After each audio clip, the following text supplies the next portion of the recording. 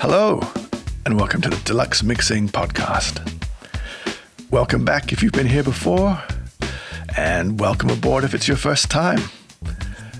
I always go over some kind of music-related or engineering-related topic every episode, and today we're going to talk about mastering. So, as is traditional, we're going to have a little story. So, I finally started to make recordings you could actually call records. And of course, I was really interested in this mysterious mastering thing. What's mastering? Well, it's the disproportionately expensive process of taking the final mixes that you or I slaved over hours, or possibly days, and tweaking them so they miraculously sound like a record and supposedly translate well to any playback system in about 15 minutes, max. Today, sure, it probably sounds strange, but bear in mind that the time I'm talking about here, there wasn't really homebrew mastering. No, none of you are throwing it into ozone or any of that business. At best, or usually, like most engineers, you'd have a compressor on your master bus, maybe have an EQ there, and you were done. And that's what actually came out, for most people's demos at least. A limiter? No way. My first experiences of even seeing a limiter was watching a guy with a magical device called a TC finalizer and a lot of cow print fabric in his studio, off the side of a cassette manufacturing business, do something in between not really liking the music, and I guess it did kind of sound more record-like at the end. Louder and brighter, mainly with the finished mixes pretty close in level track to track. It was pretty meh, to be honest. But real records, surely they got something else, some kind of secret voodoo magic? Not too long after that, I later produced some B-sides for a single release for a major label-signed band. I got the train to London, dropped off the material at a fancy real mastering house called Sound Masters, and was told to come back at noon so I could sit on the mastering session. A learning opportunity.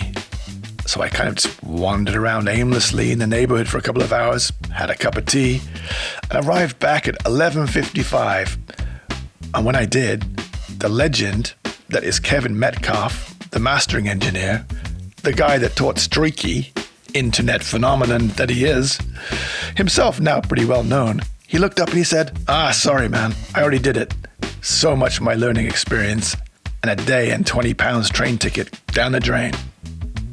He took pity on me. I did get a cup of bad coffee, and I was surprised to see, despite his array of super sexy Maslek gear, after he'd sorted the low end on his super insane main monitors, he listened mainly on NS10s. Before you call bullshit on that, I assure you, he's did killer work, and he probably mastered half of the reggae ever produced in the UK.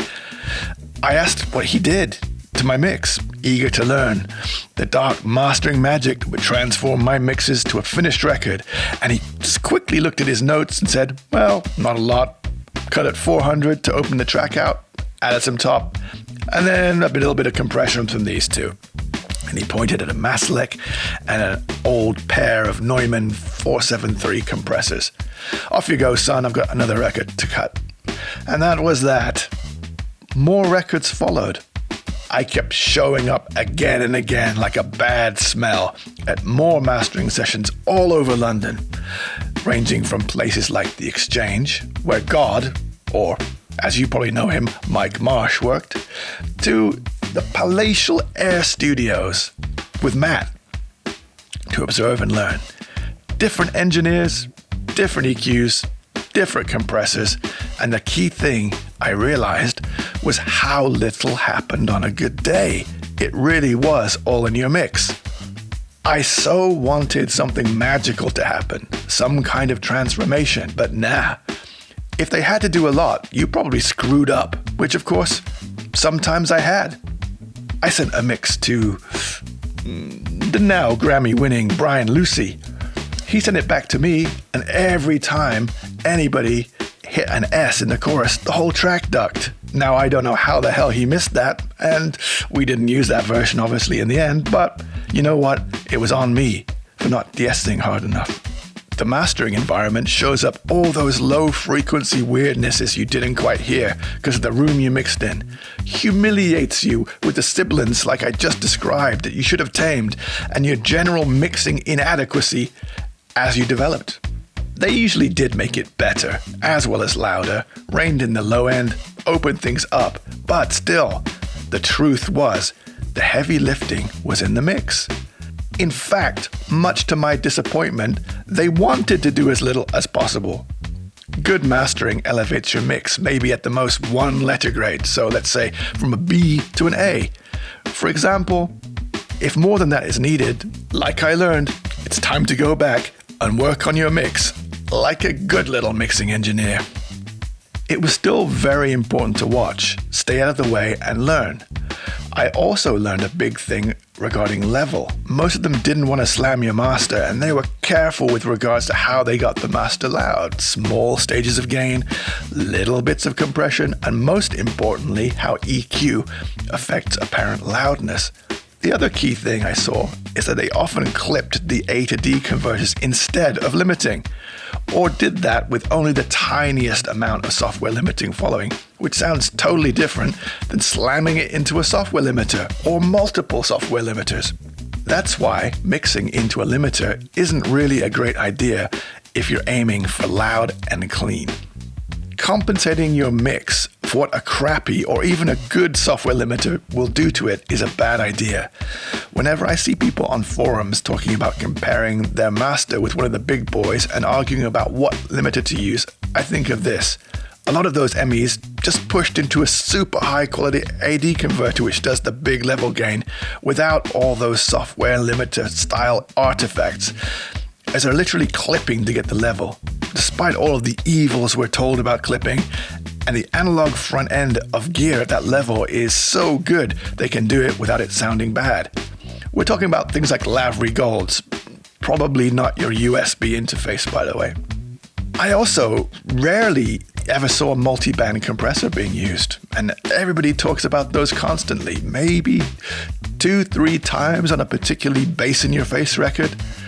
Fast forward to the present day, none of this is a secret anymore, and we have tools that emulate entire mastering consoles in a single plugin. The question is, should we really master our own music as mixers? The answer is still, ideally, no.